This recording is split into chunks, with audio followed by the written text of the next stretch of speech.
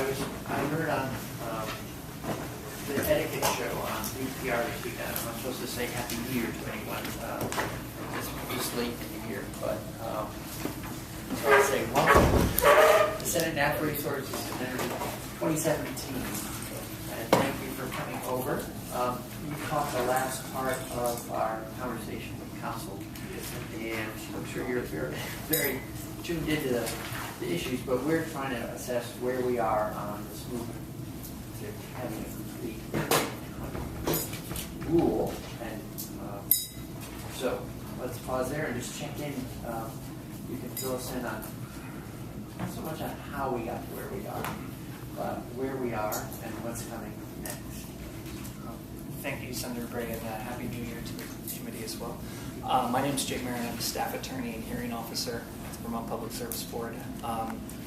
The status of the net metering rule is the same as it was when we briefed the Legislative Committee on Administrative Rules in December. That is, we intend on filing the final proposed net metering rule. That includes the text of the rule, the legislative report that was contemplated by Act 99 that Aaron just referred to, along with all of the supporting documentation for the rule and summary of all the comments received, and an electronic record of actually all the comments that were received, as well as the records from the workshop process that the board conducted.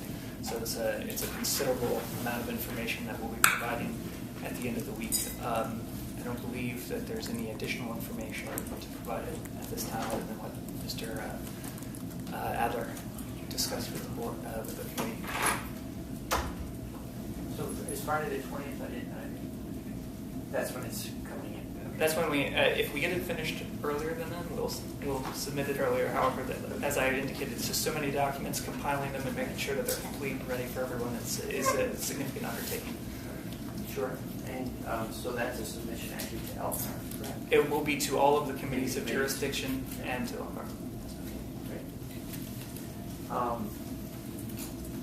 Well, so I think some of the questions that, in a certain way, I don't want to try to ask too many questions about something that's still pending. But so let me check in part if what you're submitting includes provisions. So one of the questions people are asking is, how will we transition from an order to a rule? So does your submission address that proposal on how to make the transition from one to the other? The board's order of August 30th, and I believe also the June order where they adopted an interim program, as I'll refer to it. The board contemplated that upon the adoption of a final rule, that final rule would supersede whatever interim program the board had adopted by order. The submission we're going to make at the end of the week is substantially similar to what is currently in effect by order, and so the board doesn't anticipate there being significant transitional issues. Customers who applied for a net metering system in 2017, we have received a significant number of applications under the new program. They're not going to see a big difference. The board is not proposing any changes to the rate structure or significant procedural changes to how we review applications for net metering CPGs. So just looking at the transition from the interim order that was interim program that was adopted by order and any adopted rule that the board finally has, that we don't anticipate this time any big disruptions. If the legislature were to recommend changes to what the board has proposed, it may be something that should be considered at that time. But okay, and not just thinking under, I don't know if it's controlled by the Administrative Procedures Act, but once that rule comes into place, is it 15 days later that it goes into effect, or do you remember the timing? What's I'm going to give a brief overview of the steps we have left to do. Okay. And I don't know if I'm going to be able to calculate an exact date because there are some variables, but once the board files a final proposed rule with the Secretary of State and LCAR and the committee's jurisdiction, there is an up to 45-day period of review for LCAR to look at that, and for these committees, such as yourself, to review the submission. Then, if there are any objections or issues that LCAR has, we would transmit them to the board, and the board has 14 days to respond to those issues. And there may be some, this is maybe where it's a little fuzzy to me, but I think there's an opportunity for some back and forth between the board and the legislature about what goes into a final rule. And then if the board determines that it is appropriate to adopt a final rule, it would respond to all the issues that the legislature brought to its attention and file the final adopted rule with the Secretary of State, and then I believe there's a 15-day period before it takes effect. So it probably is a period of months between now and when an adopted rule could actually be effective. And sorry, I'm trying to remember, is LCAR allowed to extend that 45-day review period? The agency is allowed to extend LCAR's 45-day review period. LCAR is allowed to extend the normal 8-month period by which an agency can adopt rules. Okay. And when agencies ask for extensions, they are routinely granted. I can't think of an exception. Aaron is our counsel. It's not unusual. Can I add one more? Yes, please. So the 15 days refers to after the LCAR process is over and the agency decides to finally adopt a rule. That means it's finally adopted and it's filed. A copy of the finally adopted rule is filed with the Secretary of State and LCAR, and the effective date cannot be earlier than 15 days after the date of that filing. No. It can be later. Okay. Within the agency's discretion. Thank you for that clarification. All right. So I think, in part, what I'm just trying to have a sense of is the overall timeline, because I don't want us to be adjourning before things are settled. That's my hope that we would have settled it before we adjourn to this session. And it sounds like from what you're saying, there's not the likelihood that we will have it unsettled by the end of the session. Is that what would you agree? I mean, it's a guesstimate. It's depending on other people doing certain things, but I certainly think that it is quite possible that this could be settled before the end of the session, but it does depend, I guess, on how many issues the legislative review raises. If there are significant issues raised by the legislature, it may push out the time until a rule is finally adopted.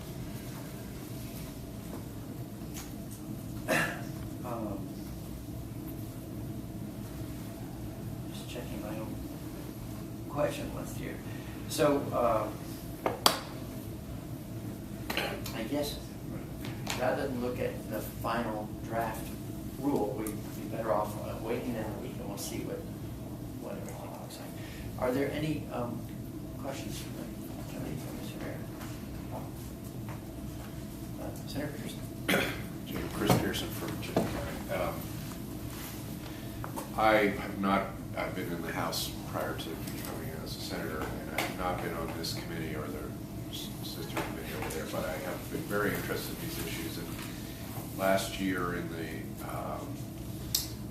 in Act 174, I was able to get some language included that had to do with public ownership or community ownership of renewable projects, and we included it in the provision that would simplify the application process for systems that were at least 50% community owned. And to my knowledge, we'll see later this week, but in the early drafts, I have not been aware of any recognition of that direction in statute. So I was wondering if you could comment on why the board chose to ignore that. Well, the board has did consider simplifying the application review process for solar or for projects that are community owned, and we have provided a greatly simplified CPG review processes generally for all net metering systems. However, the Section 248 review is primarily an environmental statute, And the ownership structure of a system doesn't really change the potential environmental impacts that are associated with the system. And so the board determined it was not appropriate to simplify the procedures further than they already have been simplified, because they are, in the board's estimation, greatly simplified already, based on the ownership characteristics. We have created a very streamlined process for projects that are located on existing structures or on parking canopies and things of that nature. So there are incentives that encourage good siting, and where there's good siting, there is a simpler review because less information is required for the board to assess the environmental impacts. And also there's less need for an opportunity for the public or for the municipalities to comment on those projects because there are limited impacts. But community solar arrays may be located in areas that do have environmental impacts, such as a green field or next to someone's home, or in a municipality that has concerns about the land use impacts of such development. And the board understands that in Act 2074 it was asked to consider this issue in the context of the siting controversies that the board has been undertaking. We've also been trying to make sure that our process is accessible to the public and to municipalities who have concerns about the siting of solar systems. And so we had to balance those two, and that's why the final proposed rule you'll see at the end of the week does have simplified application procedures, but the simplification hinges on the amount of environmental impact and not on the ownership structure of the system. In your discussion around this idea, I'm very open to other strategies that would help facilitate different ownership structures. I mean, I think, I always think of it simply, but, people complaining about that windmill or that solar farm as opposed to bragging about, check out my windmill or my solar farm. And I that is obviously simplified, but I do think that there is, and you've seen this the world over, that when we give better opportunity for communities to have ownership, tend to ratchet down the controversy. So is the board open to other strategies? I mean, have you discussed that? I know it's of interest to some members on the board who taught me about it. So I'd be curious to work with you guys if there are strategies we could develop together. I haven't spoken with the board on alternative strategies other than what I've just discussed with you, but I certainly believe that the board is open to hearing the legislature's view on this subject, and if there is more specific guidance that they want to provide, that they'd like to provide to the board on how to facilitate a development that the legislature believes is beneficial, then by all means the board will be happy to hear that. You have the, I think the German, whatever, energy program is like 60, in Germany, 60% of resources built are municipally owned. And do you have any, I don't have an answer to this, any sense of what percentage of the energy infrastructure built in Vermont has been municipally owned, or what would be called community-based? Well, to the extent, we have municipal utilities in Vermont. So one that comes to mind is Swanton, and they own significant generation resources. So if you're a Swanton customer, almost all of your generation, all the power you consume is owned by the municipal utility. And Burlington Electric Department would be another good example of that. I believe they own the McNeil generation station, so as well as Winooski 1, which is another large generator in there. So there are examples of it. In our investor-owned utility, which is the bulk of the state, I don't think there is nearly as much. In the net metering program, to date, we've seen a significant number of net metering projects that have municipal off-takers, but I don't know about what the ownership structure of those net metering systems is, so I don't know the percentage. But I share Senator Pearson's goal. It's my sense is that some of the opposition is because it's somebody else's project as opposed to our town's project. And I honestly hope that Act 174, 10 years out, when towns have done thorough energy plans and that they're helping shape what happens in their town. That even if it's investor-owned, they still feel like much more a part of their own community's desire to see renewable energy in town. All right, well, so we look forward to seeing the filing at the week, and it'll be very helpful to see what you come up with. LCAR will be driving the bus. We may well, as a committee, provide a written response to LCAR.